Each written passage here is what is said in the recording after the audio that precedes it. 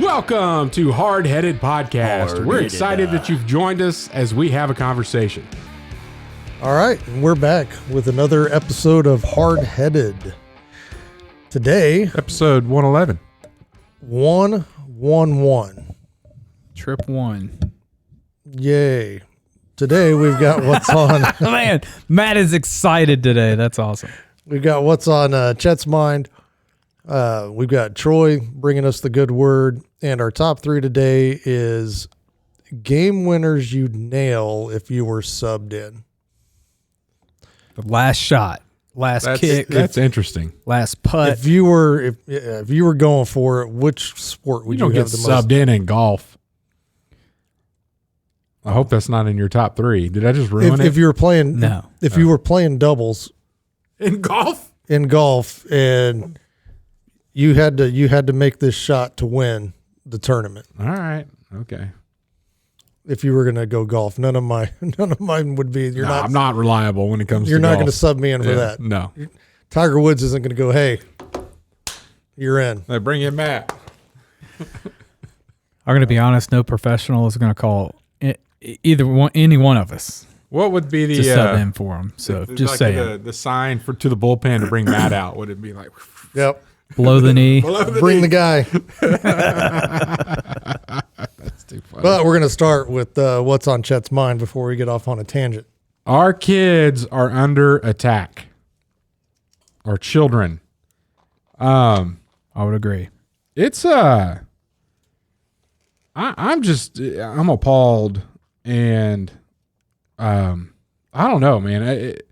There's a lot of stuff going on right now that we're not talking enough about. I don't know what to do about it just yet. I got some ideas. But if you just sit back in the last 2 years, let's not go back any further than that. In the last 2 years, these trans drag shows that they're putting on for kids, they're inviting kids to bars to go to these trans shows. They're bringing them to Libraries. They're that's one thing that is just overtly targeting our children with confusion, and we can talk about, which I don't intend to, just that culture in general and them doing what they want to do versus them bringing our kids into it. And that's kind of what I'm talking about today is why are they targeting children intently? Like, it is 100% intentional.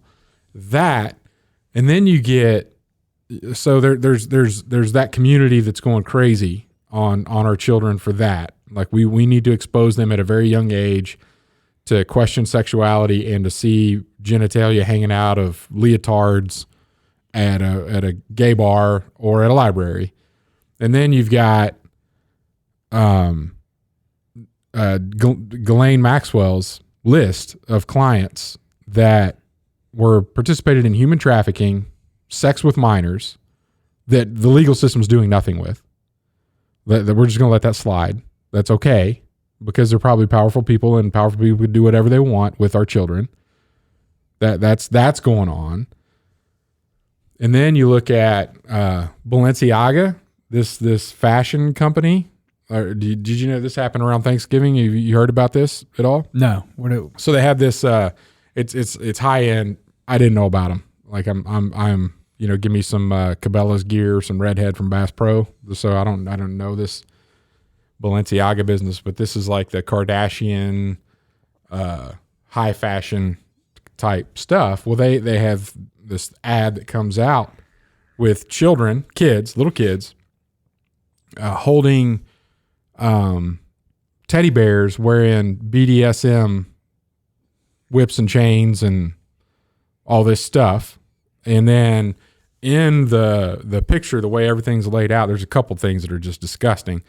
Multiple pictures, but in one of them, there was like some papers on the table in the living room where this teddy bear was dressed up in this chains and ropes and leather stuff, and in it was a Supreme Court case about John Ashcroft was the Attorney General back under Bush, I believe, and they went really far on censorship on the internet regarding child pornography, and there was a Supreme Court case that actually loosened some of the definitions that were in the law, and they had like the cover, if you were to print the decision out, Ashcroft versus whatever, and it goes in and opens that up a little bit where they can do a little bit more risque stuff and not be considered child porn on the internet. It was in the picture. So they're advertising themselves, Balenciaga, with overt child porn imagery and referencing in the picture had the Supreme Court case that kind of laxed some of the rules around it in the ad. So if you think about Hollywood and any major event, let's talk about what happened when with the George Floyd thing. And I'm not saying any of these things are bad things, but George Floyd, everybody got on social media and said what? I can't breathe, right? In solidarity with whatever. The France, they attacked the journalists in France. And it's all, I stand with whatever that media company was. And they're putting French flags all over their Facebook, pictures and all this kind of stuff. Russia invades Ukraine. Everybody's starting to put Ukrainian flags on their social media stuff. It's a big deal. This other thing happens. Well, I'm going to put my profile picture is just going to be a black screen because I'm standing in solidarity with this. Let's go, Brandon. This blows up. Yeah, let's go, Brandon. That was another one. This blows up. Like everybody's like, hey, Balenciaga is just straight up overtly saying they support child porn. Nothing. Crickets. No celebrities. Crickets. No social media posts. No, I'm distancing myself from this. You look at, and I think we'll have to do some more research on this, but I'm pretty sure Balenciaga is tied to Adidas somehow. Kanye West goes out there and says something that's pro-Germany, pro-Hitler. Adidas is like, he's done. It's over. They froze his account Immediately. Like, this is done. And then this child pornography stuff happens. Nothing. We're quiet. We don't care. Somebody called out Kim Kardashian because Kim Kardashian is one of the first people to jump on all this social justice stuff and be like, I can't believe this. George Floyd, support that. I do this. I support this. Ukraine, this. You got 6 days. And then somebody calling her out on social media for not commenting on this.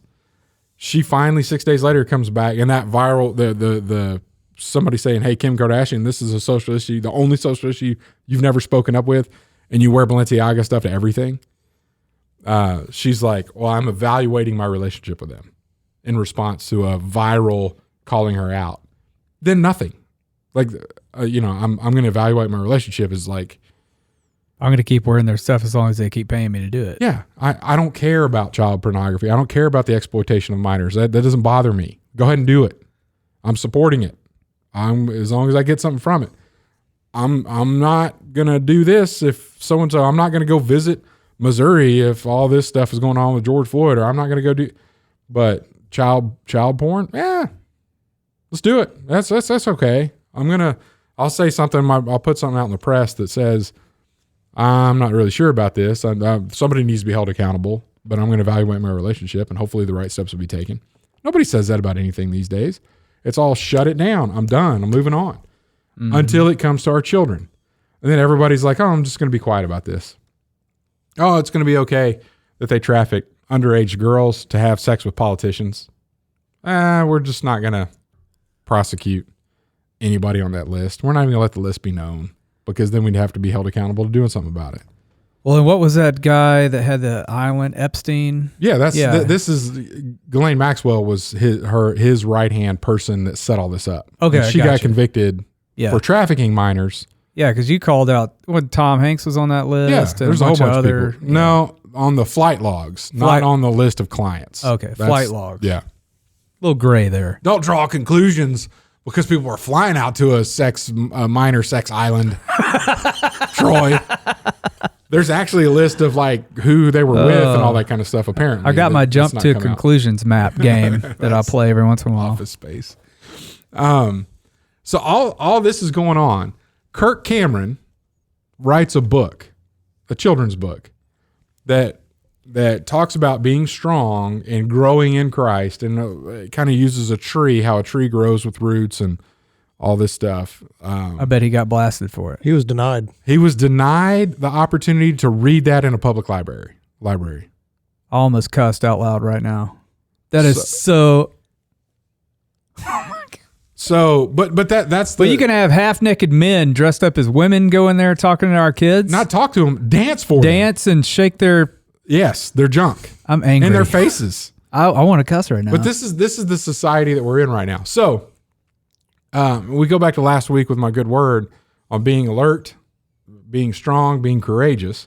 Kirk Cameron was like, "This is bull, BS. I can't believe, So then people started to speak up, not just Kurt. Other people started to speak up locally. And when we go back 2 good words ago, when Matt was like, be engaged locally, the people that lived in that community that go visit that library were like, no, he's going to come here.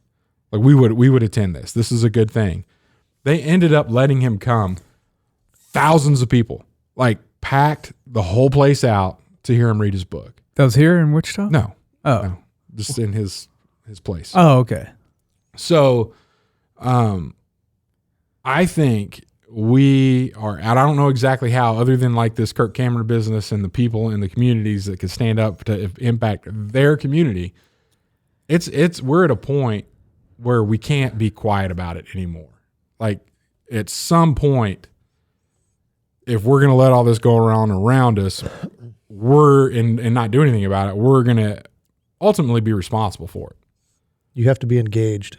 Yeah, this is it's getting bad that this stuff is going on and it's happening all around us. It's not covert anymore. I know this stuff has happened since people have been around. I mean, heck, you want to go back to the times of the flood, how people are behaving in a way that God's like, yeah, we're going to wipe this thing out with water.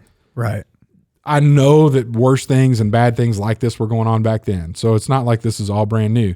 But for this to be openly celebrated in our culture today. But that's how it was back then, and it's coming around. We would assume so. Again. Right? We would assume so. Well, I mean, it was written. History repeats itself. But for the fact that some people are blatantly living this life and pushing this, actively pushing this on our children, and meeting no resistance is not sitting well with me. I would agree. Yeah. So I am not using this episode to talk about lifestyle decisions that people are making. I'm using this episode to say, stay away from the kids. Like that's not okay. We shouldn't have kindergarten teachers taking 5-year-olds to see anybody dance seductively. I don't care who you are. Straight, gay, trans, whatever. That shouldn't happen. No matter who you are. I but the agree. fact that there's specific communities that are actively pursuing this to get our children engaged in it is disgusting. And in a kind way, not an Escobar way, I was going to say, we need another Pablo. We gotta just not tolerate it. Like it's not okay. And if that means showing up for the good things, we need to show up for the good things. Like if some Christian author is going to be at your local library to read a book, a children's book, go. Show up, advertise for that thing, be there with your kids, support it. There's nothing that's going to come out of all this positive for our children at all. The sexualization of our kids. It's not good for them. People are doing it for selfish reasons, and it ain't for the benefit of the kid. No. Wow. So that's what's been on my mind. Well, thanks for bringing that to light, because, yeah, I don't follow local. I don't follow news in general. I get my news from the Hardheaded podcast. So. Which is sad. Well, yeah. It's because I get. Suck. It's kind of funny though. I'm the same way. So I get so amped up and angry at the news, like I have a hard time controlling my emotions. But going back to what you said about 23 for you, this is don't get just negative on all the bad things that are going on. Find something good that you can go do. Right. So be positive in hey, I'm going to go support this, and I'm going to put my kids in this environment, and we're going to make this popular, and we're going to make people want to do things like this. I look at the TV series The Chosen. Like, that's popular. That's so popular that other secular TV companies are like, man, we got to get some kind of thing going on about Jesus right now because people are engaged in that. Right. So I think we need to be driving that positivity. What's funny about that to me though is one of the most popular shows out there, and they released the first two episodes in theater, and they outplayed every other movie that was in the theater at the time. Yeah. So season 3, episode 1 and 2 of The Chosen. Yep. And then, fast forward, and it's one of the most watched series. I mean, even Netflix picked it up, for goodness sake. Yeah. And then of course they have their own app that they release everything on and all that. But it just goes to show the polarity that this is not a war of the flesh. It's a battle of good and evil, 100%, because you have that side that's promoting all that, and they're pushing it. I mean, I heard about the Balenciaga thing, and then the Maxwell and Epstein and all of that. The trans shows where they're what is the ultimate goal of that? It's to destroy your kid. I mean, that's what it's there for. And so you've got literally a battle of good and evil that you can see just right there in society. If you take a step back and look at everything overall, you've got two opposing forces, and just pick the right side.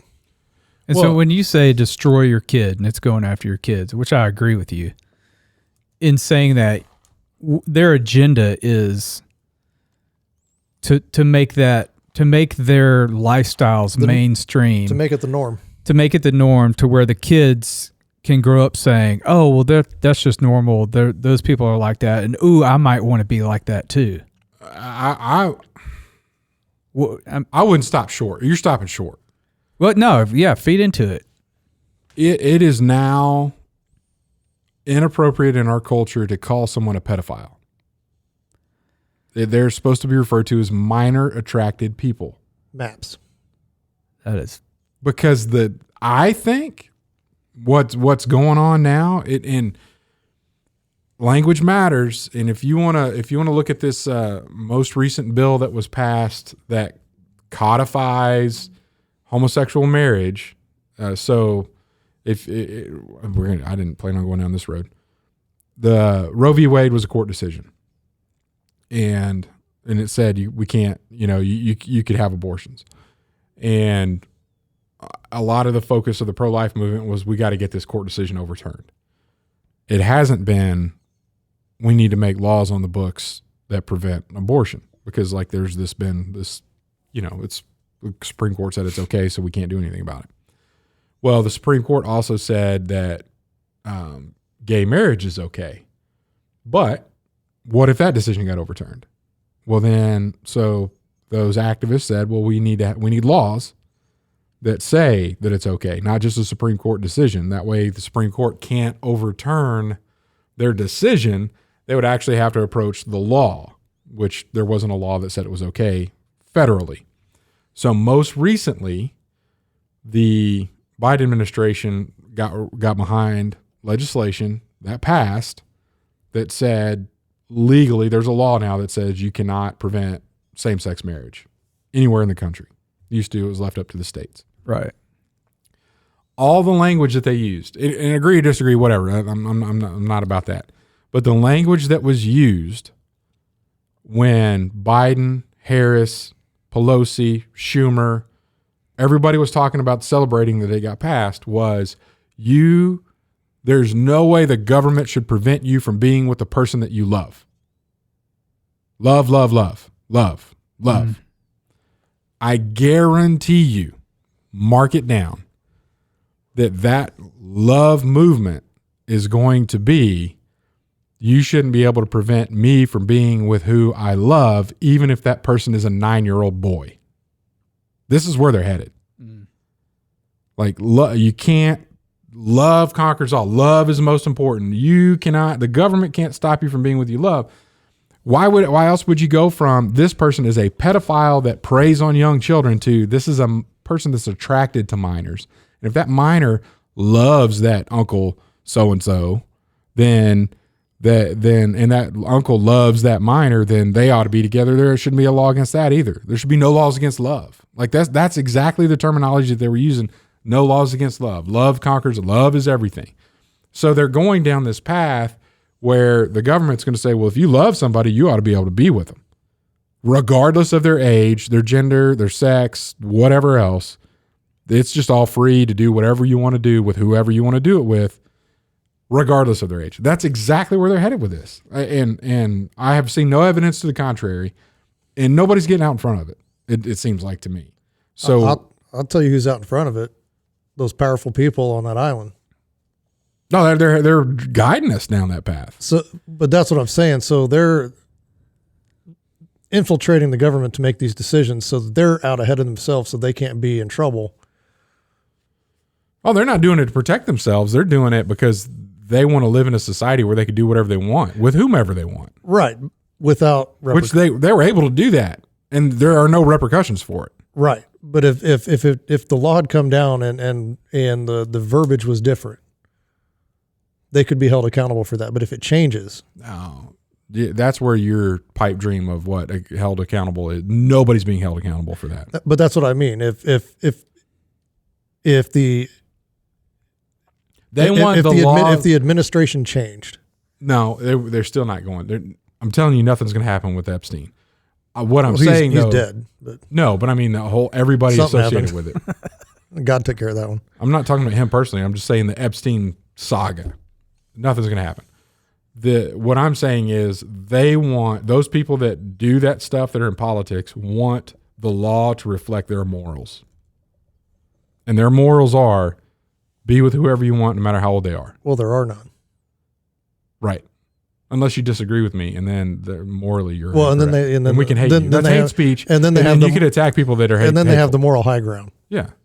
Yeah. Air quotes. So I'm just it's permeating, it's boiling, this has been sticking with me for a couple months now that we're in a bad place, and we need some good people to step up and do good things.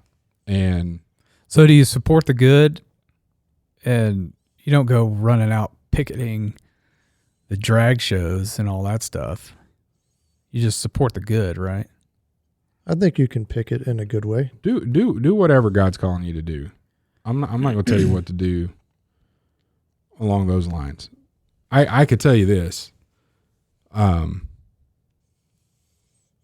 brought up abortion earlier, so let's go back to that. There is no other people group more than Christians that adopt kids. There is no other people group that provides. There's also no alternative health options for pregnant women that are considering an abortion than believers. There is a support network that's out there for crisis pregnancy centers that didn't exist before Roe v. Wade that I'm aware of. There are positive alternatives that have been developed around that. Not just the picketing in front of an abortion clinic, which I drove by when I worked at People's. I drove by Planned Parenthood on my way home every day. And about 50% of the time, somebody's there with a picture of an aborted fetus on the side of a box truck that is disturbing. But it's truthful. This is what it looks like after an abortion procedure for the baby that was in your womb. I don't think that's hateful. And I don't think what I saw from the people there, it's typically retired folks that look very pleasant, that probably would offer to pray with anybody about to walk in there. So I think we have a model that's been set up to say we're going to support and we're going to engage and we're going to do it in a positive way, that we ought to be looking at countering the movement that's going on attacking our kids right now. And my 2 cents, God didn't call us to be pacifists either. Oh, yeah. So. And the way he did it, the way Jesus did it while he was on earth, is approach the people. Not he didn't go to the government to fix all this stuff. He had dinner with tax collectors and sinners. And again, and that goes back to my good word, be engaged with your local community. Yeah. Not just sit in the church and talk about how bad everything is outside the church. Go out there and fix it. Get involved. Yeah. Know people, learn names, remember people's names. And if you don't, refer back to a previous episode to learn how to overcome if you forget somebody's name. Oh, man. Anyway. That's good. It's good eye opener. Good news report there. And I don't know if I'll be able to put any of the words that I used today in the show notes, or else our episode may get banned. Who knows? Well, it searches audio for, anyway, so we'll probably get flagged. Let's do it. Get flagged every week. I mean, whatever. Who cares? All right. We'll just go to Rumble again. All right.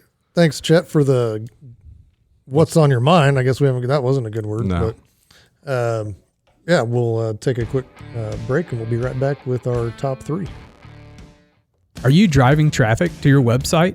Do you have an engaging homepage? Better yet, does your homepage have a video? We recently created a video for a client about his business and the services they provide. Since he placed the video on the homepage of their website, he has had a number of clients specifically say they decided to use his services because of that video. At Trussell Media, we help businesses create engaging videos to host on their websites, email to clients, and use in their social media marketing. Contact us if you're interested in creating a video for your homepage today. TrussellMedia.com. Fill out the form at TrussellMedia.com/contact. Let us help you tell your story through video. All right, and we're back with the top 3 game winners you'd nail if you were subbed in or afforded the opportunity for that last shot. I like that phrase, afforded the opportunity. That's a good phrase. Thanks, Chet. Well, we'll start with Troy. All right, so number 3, it would have to be when I was in 8th grade, though. What? Okay. All right. I'm going in the past now, too.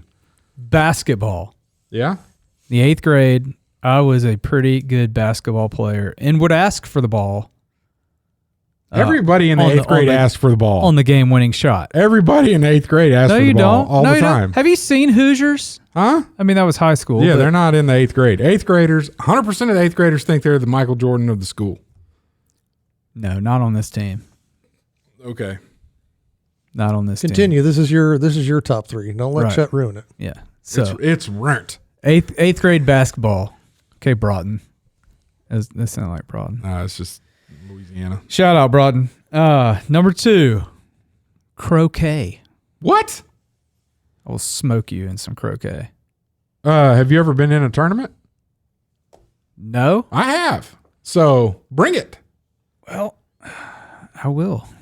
Need to get a set and set it up in here. Let's do it. It's big enough. I hadn't played in. It's been a couple. So years. what would a game-winning shot in croquet look like? I don't know. You got to get it through the final. The final. How final many? Hoop. 2 hoops. There are 2 hoops really close together, and then you got to hit the stick. So, Yes. man, I'm telling you. Yeah, I'd take you on that one.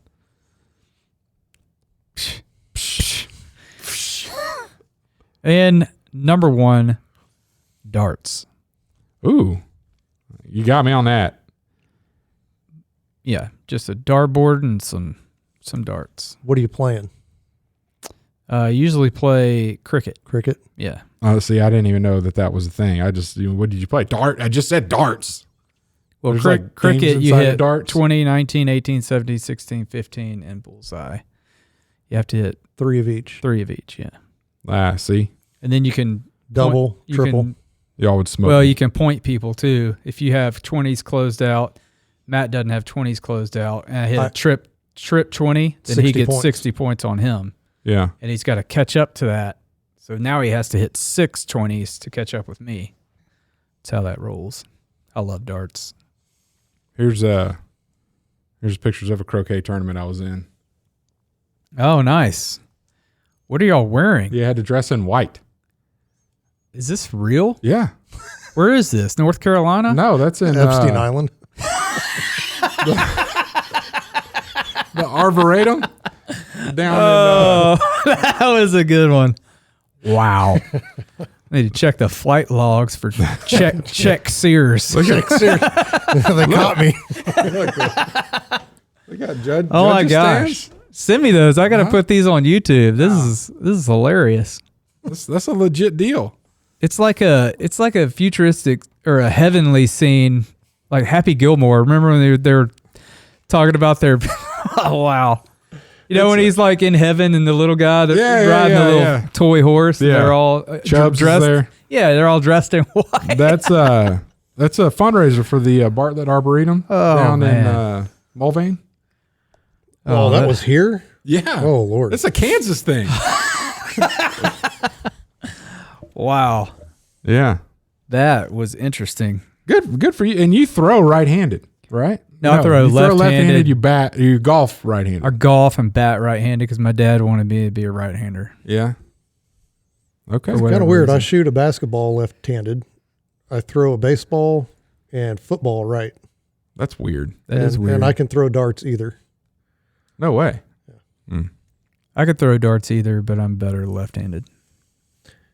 See, when I was throwing a football, because I could throw a football either hand, I don't know what it is about. I can't shoot a basketball right-handed at all. Left-handed is it. Football, I'm really accurate with my right, but I can throw or with my left, I'm really far with my right. Used to, anyway. Yeah.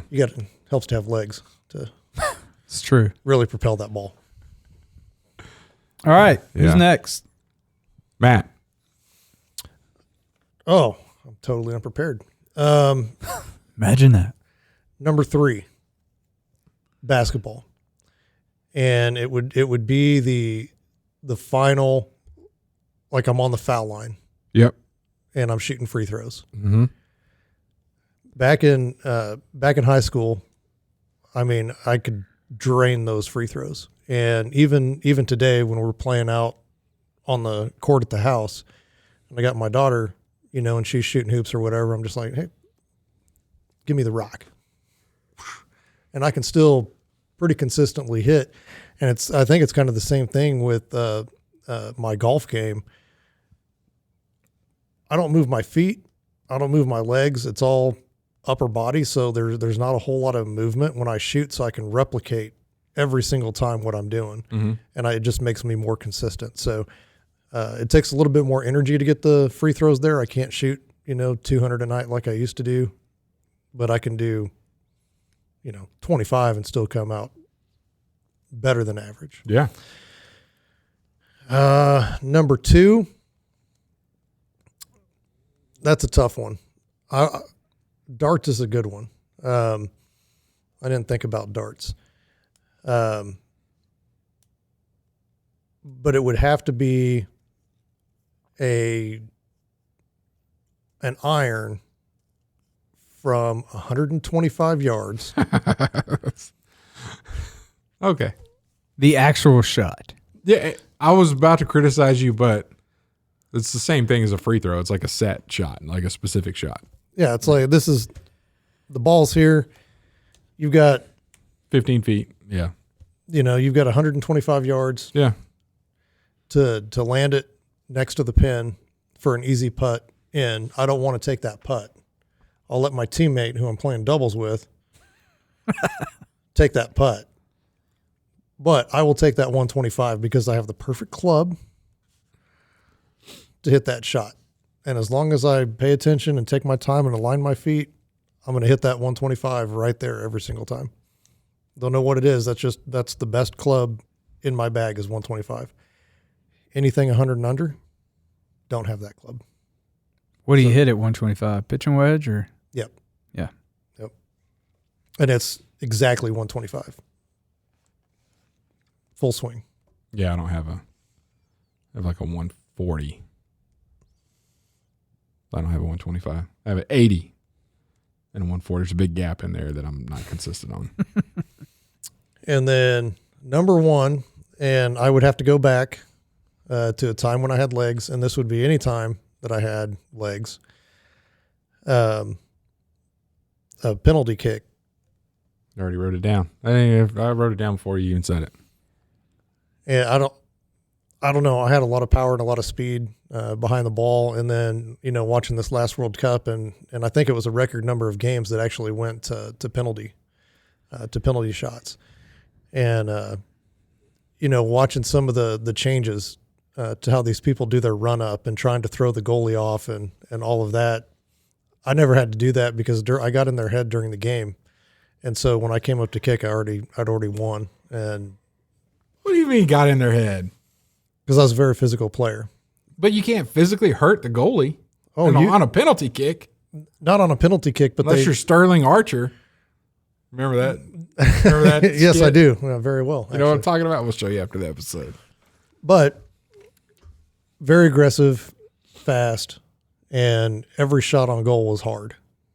And for me, it was easy to read what the goalie wanted to do. I mean, is it not physically impossible? Is it physically impossible for a goalie to get to the post before a ball does? No. Like if you're kicking a penalty kick, so and you squeeze that thing in within a ball width of the post, there's no way a goalie's getting there. Goalie just has to pick, like, I'm going to jump this way. No, but even if they did and you were squeezing it in by the post, they couldn't get that far. Well, if you go low, they can. It's that upper 90 that's harder for them to get to. So that's typically kind of where you want to aim for. But some of these taller goalies, I mean, they're not like when I was playing. Soccer was pretty much a short man's game, and me being 6 foot, I was one of the tallest guys out there.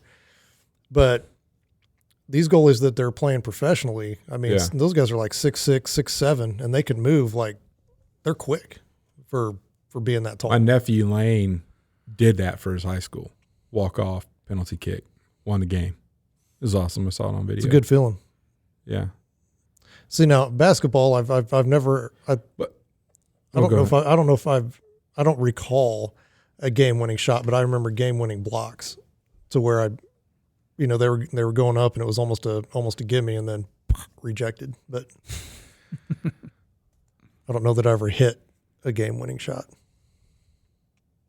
No, it wasn't close when I played. We just blew every team out. I'm kidding. We weren't like that. Well, I said, nor were we. Heck, I said 8th grade because once I got to high school, because I went to a private school, middle school, and then went to a public high school, and the athleticism would just increased 100%. I was not as good as I was, or I thought I was, in 8th grade. Yeah, everybody in 8th grade thinks they're the Jordan of the school. See, well, especially in the private school league. And I can't remember. I think that's funny. Because I think I started basketball in 6th grade, and you played on the 8.5. We played 10 foot on all middle school. Was 10 foot for us.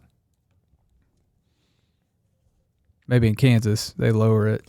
Lower standards. But it was lower standards in sports, higher standards academically. But it was Louisiana. Lower standard, yeah, exactly. But it was pretty funny because I was tall and I was the only kid that could stand there, and I always played center, which came back to bite me when I got to high school because I'd always played center, and I really didn't establish any real dribbling skills or anything like that, and that's something I really had to work on when I got to high school because everybody kind of caught up to me in height. And but I could stand there and grab the bottom of the net, and everybody just thought that was the coolest thing because that was an intimidation factor for opposing teams. And And I guess my one claim to fame in high school was our starting center was on the varsity was 6'6", and I was only 6 foot. He started the game, and then I got subbed in to give him a break, and I ended up staying in for a majority of the rest of the game because I got more rebounds and scored more points than he was able to because I was just more physical, able to block people out. That's some of the big guys have a hard transition to be physical because, like in middle school, if you're the big guy, they're taught, not, yeah, you're getting a foul every time you post up against somebody hard, and then you get into high school and that's what you have to do, and they're not used to doing it. Yeah, and that may have been what held him back a little bit. Yeah. Well, I walked into the first basketball high school practice, saw the older guys dunking, and I was like, "Yep, I'm not going to be very good." I'm out. I don't think this is going to last. See you long. guys later. Played baseball though, so Troy, a dunk's only worth 2 points, man. it's true. All right, Chet. All right, number 3, catching a pass in football, flag football specifically, because I didn't play high school. We didn't have high school football at my high school. But we had a bread and butter play for my intramural flag football team, which would go deep into the playoffs every year. And it was basically just Chet, go out there. I was the center, and the center is an eligible receiver, by the way. But you had 2 blockers that couldn't receive. So I could go out and basically run across, and they throw it real high and catch it. And when it came down to this specific scenario, we have to have a touchdown to win to go further into the playoffs where, the clock's is the last play. I don't know if his clock was expiring or it was 4th down or whatever, but you got to catch it. It's got to be in the end zone. Hopefully you can draw a foul, but basically, Chet, you're going to go over there and we're going to throw it really high, and hopefully you can get to it before anybody else. And it was hilarious because everybody just started laughing right after it happened too. His buddy of mine, Matt, was a quarterback. He rolls around, throws it. I go up, and people are hanging on me. Like some dude has his hands around my waist. I'm trying to jump. Another dude draped over my shoulder, and I go up 2 hands, and I yell while I'm catching the ball, "Throw the flag!" And I caught the ball and scored a touchdown. But it was I was officiating the game while I was playing the game. Calling your penalty out. I like that. But they're all, when I came down and they caught it, they called a touchdown, and everybody's like, "You yelled out, throw the flag," while you're catching the ball. So that one. Number 2, and this kind of goes back to Juan Gonzalez winning the World Series with a walk-off base hit. If you needed a base hit, I could get you a base hit. I was not going to necessarily hit one out of the park, home run wise, but if you needed somebody on base, I could get on base. And normally that was a bloop over second baseman's head, drop it right in there in front of the right fielder, which happened to be the worst, fielding and throwing person on the team. They normally put in right field. I could poke a ball out there, and I would do that. Hey, you remember that time you asked me to come play softball for your team? You remember that? Was it work team or church team? I think it was a church team. Okay. With Broughton. Yeah. It was in Shreveport. Yeah. You were like, "Hey, man, we need a guy." Did we almost get in a fight that game? I don't think so. Oh, okay. But I think your thoughts were like, "Hey, yeah, my brother-in-law used to play baseball. High school baseball. He'll be pretty good." Yeah. Yeah. Whiffed twice, and I think 1 or 2 balls went over my head in left field because I charged them and was like, oh crap. I don't remember this. I just remember coming home going, my brother-in-law just asked me to come play softball, and I embarrassed myself. Yeah, I forgot all of that. Yeah, I think I told my mom, I don't think Chet likes me anymore. I'm a disappointment. I'm a disappointment to the family. I was on a softball team with Broughton. It's okay. You did just fine. I was so embarrassed, man, because you have to. I can't remember how I hit 2 fouls, and then the last one looked at it. Yeah, and they call it. How do you look at a ball in softball and strike out? I don't know. I did it. It was terrible. You can swing at just about anything. Yeah. Number 1, I did pitch a 2-hit shutout in slow pitch softball. Nice. I had I was a good slow pitch softball pitcher back in my day. The number one would be free throws in a basketball game. I still to this day, it was a couple months ago, Stone invited me to come play with some of his high school friends. I almost couldn't walk afterwards, but we're getting up there, you shoot around a little bit, get warmed up, and they're like, okay, we're going to shoot for teams. And from the free throw line, I walk up to that free throw line to this day, 100% confident I'm going to make that shot. I don't want to always make it today, but back in the day, I had a lot of confidence. And then you talk about the driveway basketball, like that was all the pressure on the line. I always thought about that. Like that's the shot, the free throw shot. That was it. That was a lot of fun. Yeah. And then that was seniors. Like anytime we ended practice, we had to run like 5 suicides or whatever. And I got us out of so many of those by shooting free throws. Well, you had to run 5, and then it's seniors to the line. And then if all the seniors made their free throws, then practice is over. If one of the seniors missed, back to the line, we're running again until all the seniors can make it. So it was pretty good. My senior year is only one other senior, so there's just 2 of us. And the other guy, the other senior, was our best player. He's really good. All right.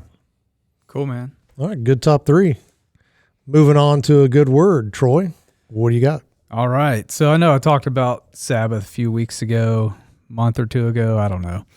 But yeah, I want to kind of retouch on the Sabbath.